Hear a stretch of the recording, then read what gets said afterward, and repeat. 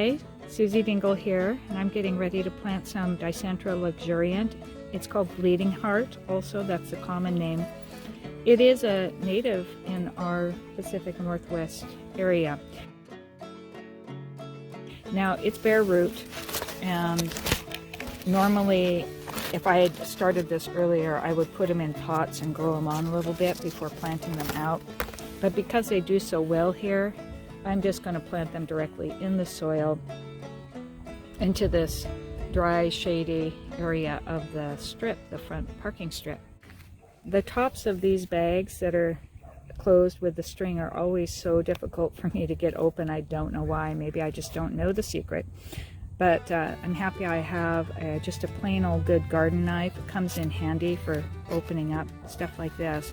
This one is a Baco brand that I got. It's made in Sweden, and I picked it up in a tool haul. I do have a video on that tool haul. Very happy with all of the tools that I got from that day of shopping.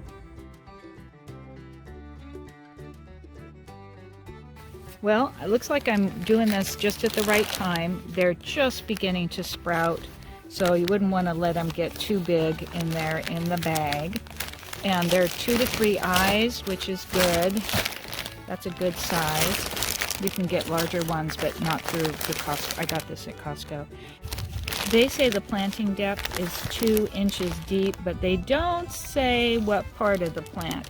So I'm going to look at it and see about the crown, and see that's the top of the plant where the leaves are coming out, the very top. I think I might not plant it quite that deep, but definitely make sure that the roots are down in the soil, spread out. And they're saying 24 inches apart.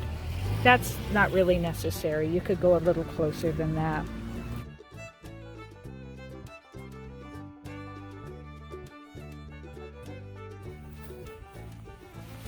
Dicentra likes the dry shade. As a matter of fact, if you have it in too much sun, they won't last as long. So dry shade is good. I'm going to inspect the roots. They look pretty good. They're not too terribly dry. If they were any drier than this, I would put them in, moisten them up a bit before I planted them. But I think we're going to be okay. They look really nice and plump. And I'm going to put a lot of water on them. We're going to put these in a couple different areas of the garden. And we do have 5 of them, and they're all looking, yeah, oh, that one looks really good. All right, let's see how this goes. What I've done here is I've created a hole. This is very friable, soft dirt. It's almost like potting soil. It's so nice. When you're putting bare root plants out into the garden directly, make sure that they are really in a nice, cushy spot where they can get a good start. This is about 2 inches down.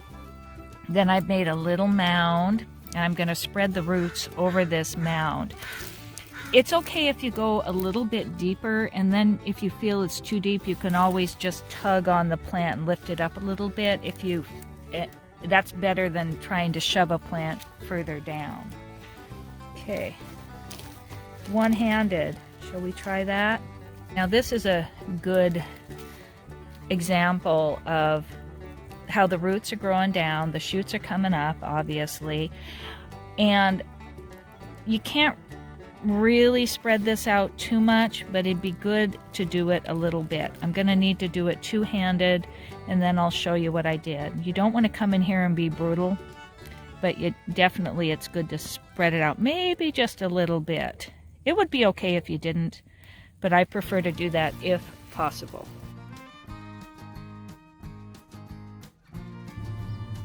I adjusted the mound just a little bit so it's not quite as moundy, but just a little bit. And those roots are going out over the top of it. Now you just come back in and very gently infill with some native soil, what you got. I generally do not use any potting soil or amended soil when I'm planting, especially a native plant, bare root. So I think it's better if it just gets used to the soil that it's going to be in permanently, rather than giving it a nice little cushy spot that it doesn't want to ever grow away from. All right, firming it in with my hand, not real hard. We'll water it in. Now that's not filled in enough. If I come up to about here, that's going to be level with the soil. Now, the crown is still too high up, but it won't be as soon as I put on the final layer of mulch. I'm just going to use a finely ground bark and about a ½ an inch to an inch. And that will help keep the soil from being washed away. It'll help keep weeds down and of course provide that extra little bit of protection to the crown. I'll do that final step of mulching after I have watered them in really, really well.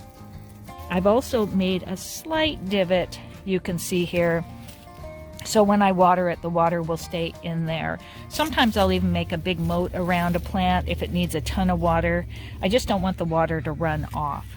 And make sure you keep them watered, especially for the first couple weeks. Douse them really well every 2 or 3 days, and that should do it. Don't let them dry out. Until next time, keep dreaming in the garden. Bye.